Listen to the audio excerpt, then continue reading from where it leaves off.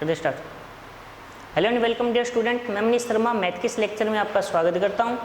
तो बच्चों, जैसा कि मैंने आपको कहा था कि लगभग आपकी बुक के क्वेश्चन मैंने आपको कंप्लीट करवा दिए हैं। कुछ विशेष तरीके के क्वेश्चन हैं जो अलग हैं, जो आपकी बुक में नहीं है, लेकिन ये जो क्वेश्चन है बच्चों वो प्रीवियस ईयर जेईई में आए हुए क्वेश्चन है कहीं ना कहीं। तो बच्चों आज हम इन सभी क्वेश्चन को डिस्कस करेंगे, ठीक है। तो स्टार्ट करते हैं बच्चों हम क्वेश्चन नंबर 5 से। रिवर्स प्रोसेस में चलते हैं और धीरे धीरे सभी क्वेश्चन को सॉल्व करेंगे। और बच्चों इसी के साथ मेरी ओर से आपका जो लिमिट एंड कंटिन्यूटी का कंसेप्ट है वो कंप्लीट हो जाएगा, ठीक है। तो जो क्वेश्चन सॉल्व करते हैं, क्वेश्चन नंबर 5 आपको दिया गया है कि फाइंड आउट करने की limit x tend to 0 1 plus root of x plus to the power 4 minus root 2 divide by x की पावर 4। सबसे पहले यहाँ पे आप ये देखो कि 0 पुट करने पर क्या बनेगा, रूट 2 माइनस रूट 2 0 अपॉन 0। तो LH रूल लगाओगे तो नीचे देखते जाओ तो नीचे के अकॉर्डिंग LH रूल मिनिमम 4 बार तो लगाना पड़ेगा। इसके अलावा जब इसका डिफ्रेंशिएशन यानी आप अवकलन करोगे तो वो इतना टफ हो जाएगा कि कैलकुलेशन में दिक्कत आएगी। इस वजह से हम यहाँ पर एक रूल यूज करेंगे जो आपको मेरा बताया हुआ है। आपको स्पष्ट रूप से कहा हुआ है कि limit x tend to 0 1 plus x की पावर n हो तो इसे लिखा जा सकता है 1 प्लस nx। तो इसी को अब आगे बढ़ाते हुए देखते हैं हम क्या करेंगे। तो हम लिखेंगे लिमिट x टेंड टू 0। सबसे पहले इसको सॉल्व करो। इसको ऐसे लिखा जा सकता है या नहीं, जल्दी दीजिए स्टूडेंट, कि इसे इस फॉर्म में लिखा जा सकता है या नहीं। तो जो रूल है उसके अकॉर्डिंग क्या आएगा 1 प्लस nx। तो x की जगह x4 है। अब आपको सर x और x4, तो बच्चों यहाँ पे कोई डिफरेंस नहीं है। मैंने कहा था जो वैल्यू वो चेंज नहीं होनी चाहिए। x 0 है तो x की पावर 4 भी क्या होगा 0। तो लिमिट 0 की ओर है और 1 प्लस 0 का ही फॉर्म बन रहा है। इस वजह से डायरेक्टली रूल अप्लाई करेंगे तो क्या आ जाएगा, लिमिट x टेंड टू 0 ये हो जाएगा 1 plus half of x raise to the power 4। आई बच्चों बात समझ में, minus root 2 divide by x की पावर 4। कोई डाउट है तो बताइए, यहाँ तक बात समझ आ गई होगी। मैंने क्या किया, इसको लिखा 1 प्लस nx। तो n का मतलब था हाफ, तो हो गया हाफ प्लस। आगे बात समझ में। अब आगे सोल्व करते हैं इसको थोड़ा सा और। तो लिमिट x टेंड टू 0 ये क्या हो जाएगा 1 प्लस 1 हो जाएगा 2 half x raise to the power 4 minus root 2 divide by x 4। इसको इधर लिखते हैं आगे, limit x tend to 0। Rule वापस अप्लाई हो सकता है लेकिन वो रूल ये है 1 प्लस x का। तो 1 प्लस बनाने के लिए यहाँ से 2 कॉमन लो। 2 कॉमन लेंगे तो बाहर आ जाएगा रूट 2, अंदर क्या हो जाएगा 1। इससे 2 नहीं है, कॉमन निकालो तो डिवाइड में लगेगा तो ये हो जाएगा 1/4 x raise to the power 4 minus root 2 divide by x की पावर 4। अब ध्यान से देखिए, दोनों से रूट 2 कॉमन आ रहे हैं या नहीं आ रहे, तो दोनों से रूट 2 कॉमन निकाल लो। तो limit x tend to 0, root 2 common निकालिए। इसको मैं अब लिखूंगा 1 प्लस 1/4 x की पावर 4 की पावर हाफ माइनस 1। इतना क्लियर हुआ, प्रोसेस वही चली है। अब ये बताइए इस पे वापस ये रूल अप्लाई हो सकता है या नहीं हो सकता, क्योंकि लिमिट रख के देखो लिमिट 0 की ओर जा रही है। यहाँ पे 0 रखूँगा तो ये पूरा क्या हो रहा है 0, तो ये भी तो 1 प्लस 0 की फॉर्म का है। तो यहाँ पे भी ये रूल लगेगा तो आ जाएगा limit x tend to 0 root 2 बाहर रहेगा, ये हो जाएगा 1 प्लस ये 1/2 इसके साथ लगेगा मल्टीप्लाई में, तो 1/8 x की power 4 minus 1 divide by x की पावर 4। 1 से 1 कैंसिल हो गया तो ये आ जाएगा limit x tend to 0 root 2 dot 1/8 x की पावर 4 डिवाइड बाई x की पावर 4। इससे कैंसिल हो गया तो अब आ जाएगा root 2 upon 8 and this is your answer. या नीचे 1/4 रूट 2 भी कर सकते हो, लेकिन हम नीचे रूट नहीं रखते हैं तो ये आपका आंसर। तो बताइए बच्चों कंसेप्ट समझ आया ही नहीं है। तो सबसे पहले आपका काम क्या होगा कि जो दिया गया फंक्शन है उनको आप ये देखो वो कौन से रूल के जैसा बन रहा है। यहाँ पे फंक्शन पे मत जाओ भाई, आपको जो रूल पड़ा है कि भाई x हो तो ये x हो तो यहाँ x, इसका बेसिकली मीनिंग समझिए इस कंसेप्ट को समझिए। इसका मतलब ये है कि यदि लिमिट जीरो की ओर जा रही हो तो ये भी, चाहे यहाँ पे कुछ भी हो, वो भी जीरो की ओर जाए। जैसे फॉर एग्जांपल यहाँ पे साइन एक्स हो, वो जीरो की ओर जाएगा। log 1 प्लस एक्स होता, वो भी जीरो की ओर जाएगी। एक्स जीरो करती है log 1, और log 1 की वैल्यू क्या हो जाती है, जीरो।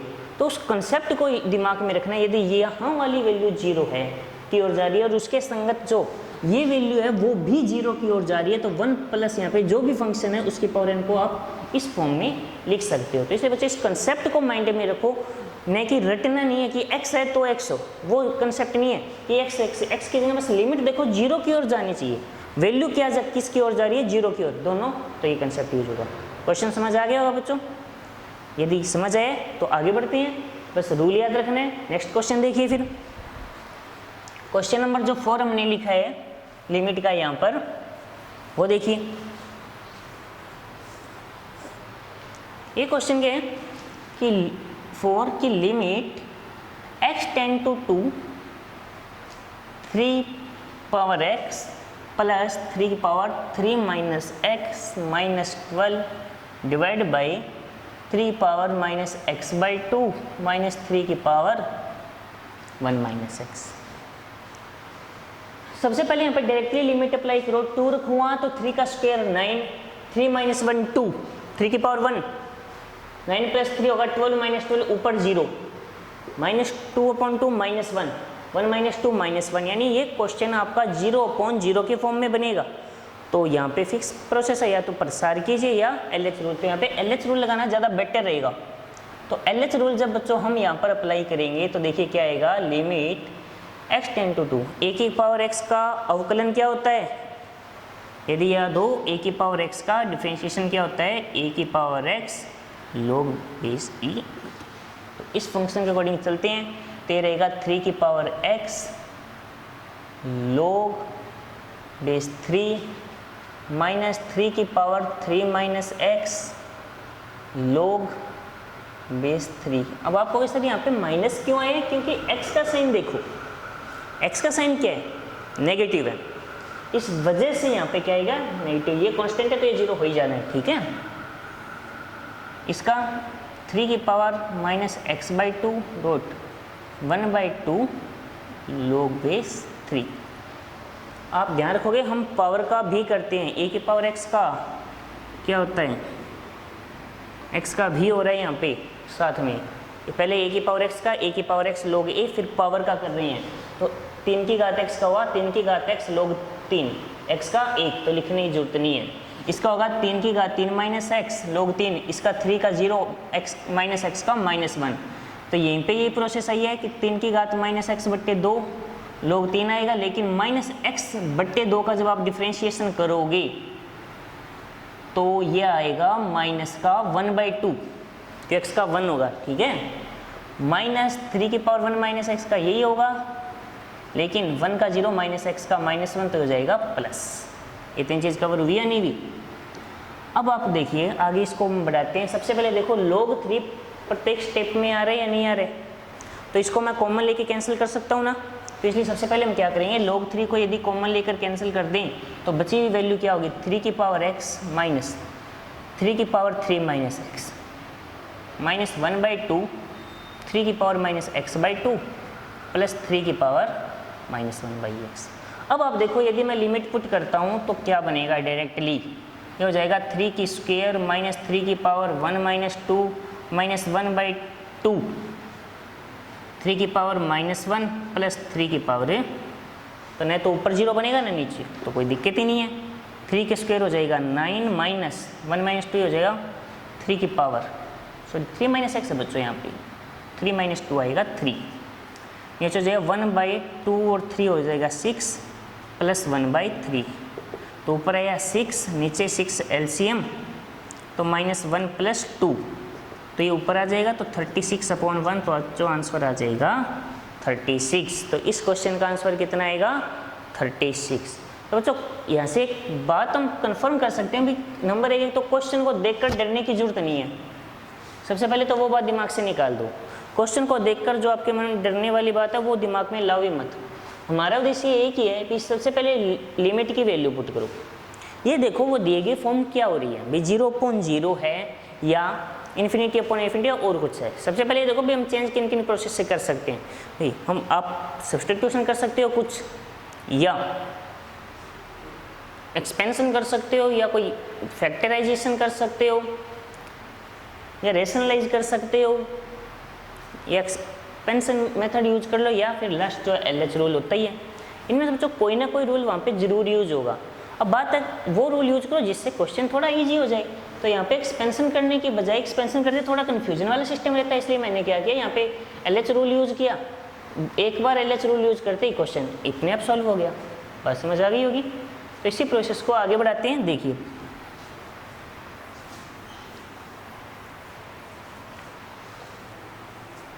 तो बारी आती है बच्चों आपके क्वेश्चन नंबर 3 की, जो हमने लिखा था कि लिमिट यदि x tend to 0 a plus b cos x plus c sine x divide by x square हो तो इक्वल टू है। इसे सोल्व करना है। किस प्रकार की ए बी सी की वैल्यू क्या होगी। अब आप कंफ्यूज मत हो जाना कि यहाँ पे जैसे भी आपको पता है भाई हमने बार बार डिस्कस किया, भाई 3 इक्वेशन बनाई, तो बिना 3 इक्वेशन बनाते ही ये सोल्व हो सकती है। सिर्फ आपको मेन कंसेप्ट समझना है। तो जो लिमिट का रूल है वो कुछ ऐसा होता है कि इसको ऐसे लिखा जा सकता है, सी साइन एक्स, ऊपर वाले फंक्शन की लिमिट ऊपर लगाई जा सकती है और नीचे वाले फंक्शन की लिमिट नीचे लगाई जा सकती है। इसको इधर ले आओ। तो इस क्वेश्चन को थोड़ा सा अरेंजमेंट कर देते हैं हम। क्वेश्चन का अरेंजमेंट करते ये बन जाएगा कुछ इसके जैसा, ओ इक्वल टू 2 ऐसे ही है, लिमिट या 2 को साथ में लगा लो क्योंकि कांस्टेंट है तो कोई फर्क नहीं पड़ेगा, limit x tend to 0 2x। अब इतनी प्रोसेस यदि आपको समझ आई है तो बच्चों सबसे पहले आपका काम क्या होगा, अभी दो फंक्शन को कंपेयर करना है। इस बार आपको सॉल्व नहीं करेंगे, कंपेयर करेंगे तो अपने आप सॉल्व हो जाएगा। तो रूल है लिमिट का, प्लस में हो तो अलग अलग लिमिट प्लस में अप्लाई हो जाती है, माइनस में हो तो माइनस में, मल्टीप्लाई में हो तो मल्टीप्लाई में, डिवाइड में हो तो डिवाइड में। तो अलग अलग लिमिट अप्लाई की, फिर इसको इधर ले आए। अब सबसे पहले इन दोनों को एक जैसा बनाना है। एक जैसा बनाने के एक तरीका या तो इसको साइन कोस में चेंज करो, वो कि काफ़ी टफ हो जाएगा। तो सिंपल प्रोसेस है इन दोनों का एक्सपेंशन। एक्सपेंशन उतना ही करो जितनी रिक्वायरमेंट है, ज़्यादा आगे नहीं बढ़ेंगे, एक्स स्क्वायर से ज़्यादा आगे नहीं जाना। तो बी कोस का होता है 1 minus x square upon 2 factorial. तो फैक्टोरियल को 2 ही लिखा जा सकता है, ठीक है, आगे लिखने की जरूरत नहीं है। सी होता है x minus x cube upon 3 factorial. तो इसको तो लिखने की वैसे तो जरूरत ही नहीं थी, लेकिन एक बार ऐसे ही लिख दिया, x टेंड टू 0। अब हमें क्या करना होगा, जो कांस्टेंट है वो एक साथ, x एक साथ, x स्क्वायर एक साथ। तो क्या होगा कांस्टेंट, देखिए आपके पास क्या होगा, कांस्टेंट बनेगा a प्लस बी। यहाँ से b होगा, यहाँ से कुछ नहीं होगा। x का मल्टीपल क्या होगा, यहाँ से कुछ नहीं होगा, यहाँ से क्या होगा c। x स्क्वायर का मल्टीपल यहाँ से होगा माइनस का b/2, और कुछ होगा क्या, कुछ नहीं होगा, equal to limit x tend to 0 2x square. अब बच्चों कंपेयर कर लीजिए एक दूसरे को। अब कंपेयर करो तो सबसे पहले x स्क्वायर का कोफिशिएंट कितना है 2, x स्क्वायर का कोफिशिएंट है माइनस b/2, तो माइनस b/2 इक्वल होगा 2 के, तो यहाँ से वैल्यू आएगी b की 4। बस समझ आइए नहीं, ये हमने क्या किया है, इस क्वेश्चन में कंपेयर किया एक दूसरे को। भी जो लेफ्ट साइड में और राइट साइड में वैल्यू है उनको कंपेयर करो, कोफिशिएंट को कंपेयर किया, वहाँ से वैल्यू निकाल ली। अब आप कहोगे सर एक्स क्यूब लिख लो, एक्स क्यूब x4 लिख लो चाहिए, लेकिन कोई बेनिफिट नहीं होने वाला कि इक्वल में सिर्फ एक्स स्क्वायर तक ही है, ठीक है। अब x का कोफिशिएंट इधर कुछ नहीं है, तो इसका मतलब c क्या हो जाएगा 0। इस साइड कोई भी कॉन्स्टेंट नहीं है भी, तो इसका अर्थ ये निकलेगा कि जो a प्लस बी है वो 0 होना चाहिए। सॉरी b की वैल्यू बच्चों -4 आएगी, ठीक है। तो a माइनस 4 इक्वल टू 0, तो यहाँ से a की वैल्यू कितनी आ जाएगी 4। ये लो बच्चों क्वेश्चन सॉल्व हो गया। जितना देखने में टफ लग रहा है उतना है ही नहीं, एकदम इजी क्वेश्चन है। सिर्फ आपका जो बेसिक कंसेप्ट है वो स्ट्रॉन्ग रखो। लिमिट को ऐसे अलग अलग लिखा जा सकता है, इसको इधर ऐसे मल्टीप्लाई में ले जाया जा सकता है, फिर कंपेयर किया। डाउट क्लियर हो गए बच्चों। क्वेश्चन नंबर 3, 4 एंड 5 तीनों के तीनों कवर हो चुके हैं। अब बारी आती है क्वेश्चन नंबर 1 और 2 की। तो बच्चों आज के इस लेक्चर में मैं आपको क्वेश्चन नंबर 2 करवा के जा रहा हूँ, और क्वेश्चन नंबर जो फर्स्ट है मेरी ओर से आपके लिए होमवर्क रहेगा, क्योंकि आप देख सकते हो दोनों मिलते जुलते हैं। कंसेप्ट समझना है, वो देखना है बस आपको, ठीक है। इस कंसेप्ट को समझिए, आपको पता चल जाएगा भाई कंटिन्यूटी इस पे अप्लाई होगी या नहीं होगी, ठीक है। तो इस क्वेश्चन को समझो कि limit x tend to pi by 2 tan inverse, अच्छा ये ग्रेटेस्ट इंटीजर फंक्शन है, महत्तम पूर्णांक फलन, सीधा cos x नहीं है, कोई ब्रैकेट में नहीं लिखा हुआ। कोई बच्चा ये सोच रहा हो ब्रैकेट में है, ये ब्रैकेट के अंदर बिल्कुल भी नहीं है, ये ग्रेटेस्ट इंटीजर फंक्शन है जिसके ऊपर हमें सॉल्व करना है। तो इसके लिए कोस के एक बार ग्राफ पे आते हैं। कोस का ग्राफ कुछ ऐसा होता है, ये पॉइंट आया पाई बाई 2, ये आया -1, ये आया +1, पाई बाई 2 प्लस h ये मान लिया मैंने, और पाई बाई 2 माइनस h मैंने ये मान लिया। तो जब मैं इसकी लेफ्ट लिमिट निकालूंगा तो limit x tend to pi by 2 negative, तो इसको मैं क्या लिखूंगा, limit h tend to 0 tan inverse cos pi by 2 minus h। अब आप देखो ये मैंने क्या किया, माया cos pi by 2 minus h, pi by 2 minus h का मतलब क्या हुआ, थोड़ा सा कम। तो यहाँ पर मान लीजिए पाई बाई 2 माइनस h यदि यहाँ पर है, इसका अर्थ क्या बनता है कि जो आपका कोस है वो कहाँ से कहाँ बिलोंग कर रहा है, 1 से 0 के बीच। बच्चों इस मतलब बेसिकली इसके मीनिंग को समझना है, अब आपको डायरेक्टली अटेम्प्ट नहीं करना है। यहाँ पे जो मैं बोल रहा हूँ उस वर्ड को समझो भी, ये आपका पाई बाई 2 पॉइंट है। मैंने क्या है इसमें कि पाई बाई 2 से थोड़ा सा एंगल को कम कर दिया, यानी थोड़ा सा लेफ्ट साइड में आ गए। तो जैसे ही हम थोड़ा सा इधर आते हैं, मान लीजिए वो पॉइंट ये है, तो इस पॉइंट के ऊपर जो वैल्यू है वो आपकी 1 से 0 के बीच है। यहाँ पर जो कोस है वो कहाँ से कहाँ बिलोंग कर रहा है, 1 से 0 के बीच। और यदि 1 से 0 के बीच में बिलोंग करे तो जो आपका ग्रेटेस्ट इंटीजर फंक्शन है आपको क्या वैल्यू देगा, 1 से 0 के बीच यदि ये बिलोंग कर रहा है तो आपका जो इसका ग्रेटेस्ट इंटीजर फंक्शन होगा वो क्या वैल्यू देगा आपको, 0। क्या वैल्यू देगा, 0। तो अंदर वाली वैल्यू क्या बनेगी, 0। तो ये बन जाएगा लिमिट h टेंड टू 0, सीधा tan इनवर्स 0, और tan इनवर्स 0 की वैल्यू क्या होती है, 0। तो यहाँ से जो आपकी लेफ्ट लिमिट है वो क्या आ जाएगी, 0। अब बारी आती है राइट लिमिट की, वो देखिए राइट लिमिट के लिए हम लिखेंगे limit x tend to pi by 2 positive fx, तो आ जाएगा limit x tend to x tend to 0 f of a pi by 2 plus h। तो ये क्या बनेगा, limit x tend to 0 tan inverse cos pi by 2 plus h। इतना cover हुआ, कोई डाउट है। अब आप देखिए जब एंगल पाई बाई 2 से थोड़ा सा ज़्यादा होते ही कोस आपका यहाँ आ गया, यानी 0 से -1 के बीच आ गया। कहाँ आ गया, देखो ये आपका पाई बाई 2 थोड़ा सा आगे मैं इधर आया, इधर आते ही जो कोस की वैल्यू है वो यहाँ आ गई। यहाँ आने के बाद जो वैल्यू जो भी आएगी इसकी वो आएगी 0 से -1 के बीच, और 0 से -1 के बीच के यहाँ पे मैं कोई भी वैल्यू लूँ उसका ग्रेटेस्ट इंटीजर मेरे को क्या वैल्यू देगा,